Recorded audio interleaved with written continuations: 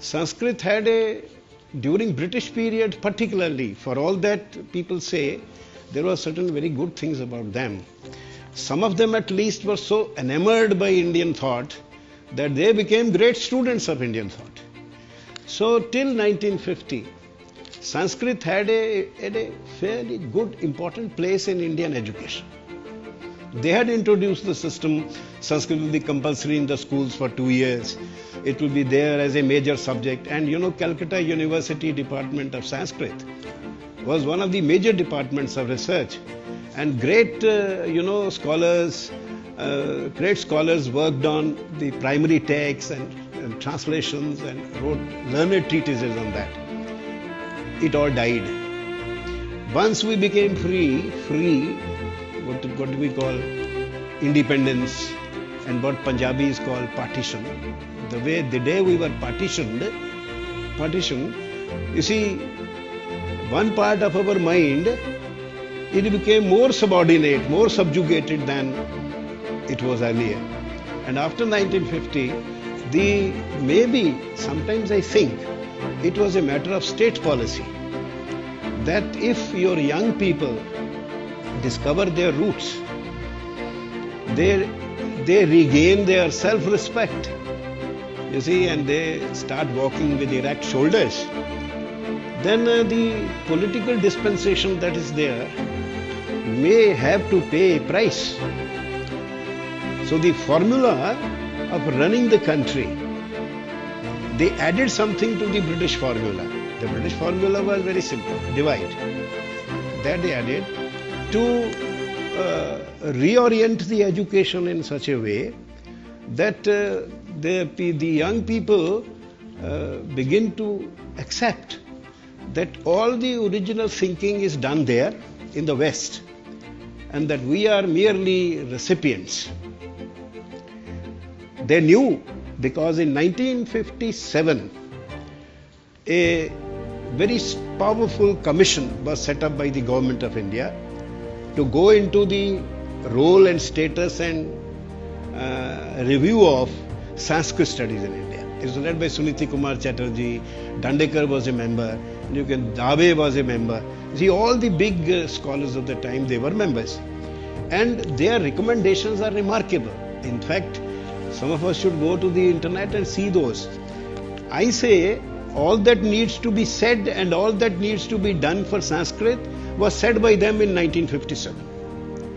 All that we need to do today is to pressurize the government to implement their own commission. Because remember, in the Constituent Assembly, two persons had argued for Sanskrit as the national language, Ambedkar and Tajuddin Ahmed. Very few people know. And who opposed it? Our great friend Jawaharlal Nehru. Not only not Hindi, but English also. You see? And this is the sad history of why the whole thing was derailed. The education was derailed. So they added education to that policy. Now what did they do? They carefully arranged things in such a way in the name of, again, something they had learned. Macaulay was wise. He connected education with employment and he connected education with English. So English was connected with employment. And you will agree this is true even today. English is connected with employment. So they saw to it that the English language not only continued but spread wider, thereby creating the two Indias, the other India being larger than the small India which is on the top. By excluding and marginalizing Sanskrit intellectual systems, they transformed a donor, they abandoned the donor tradition and introduced or effected in practice what I call a Katora culture. You know Katora culture? Mahmood in one of the Hindi films on the river in Singapore singing, De de Allah ke naam de de, international fakir aaye hai. And you will agree, from wheat to every idea we borrowed.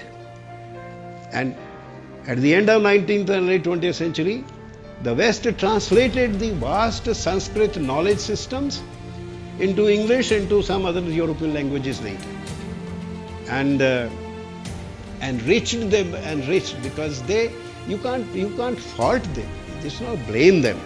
The entire 19th century Europe took to Sanskrit studies thanks to Darashikoh. Darashikoh translated Upanishads into Persian, and one of the translations, it went to Duponneau in France. He translated it into French, then it went into Italian, then German, and by 1808, all major universities of Europe had a chair in Sanskrit, and they replaced their understanding of Hebrew as the source language by Sanskrit as the source language. And you name all the European thinkers, Nietzsche, Schiller, Schelling, Schopenhauer, they were all either Sanskritists or students of Sanskrit thought. As Max Miller, because you see, look, his chair was funded by Christian missions, and he was, naturally, they were the employers. So once in a while he would write a letter to his mother or something that I am translating the Rig Veda so that people discover what a stupid book it is. So that way I will damage Hinduism. But look at his translation. In fact, he revived Rig Vedic studies in India. And a friend of mine, a Sardarji, Sardarjis are good friends of mine. I am also half Sardarji from Punjab. Professor, he said, you know, Indian intellectual is like the broiler chicken. Broiler. You know, a broiler, वो आप लोग यहाँ शायद कम खाते हो, तो broiler जो बड़े beautiful, healthy chicken होते हैं, white, with red kalgi, and you know, they are fed a particular diet to make them fat, and, so that then they are, you know, eaten. So they look very impressive, very healthy. The problem is they can't stand on their legs.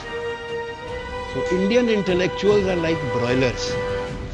They are fed on a special diet, the Western theory, and they are very impressive because they learn a few words which they smatter in their discourse, like a good housewife smatters the dhania and jeera and this, you see, like marginalized, the center doesn't hold, and fundamental, and the essentialism, you know, a few more words. I, of course, deconstruct, decode, deconstruct, decode. So whatever you are saying, you just throw these words here and there, and you become an impressive broiler chicken. The only problem is that these people, when they go abroad, many of my students from JNU, they used to take my certification and go and get admissions and fellowship. And then I would immediately get an email, sir, they want me to talk about Indian aesthetics. Can you tell me what should I say? Because they don't know. They want me to talk about Indian philosophy, and they don't know, they didn't know that India had a philosophy or a philosophical system to count.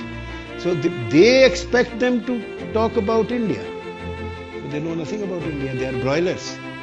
So the education system produced young people with lack of confidence and self-respect, and brazenly arrogant, foolish intellectual adults. Brazenly arrogant.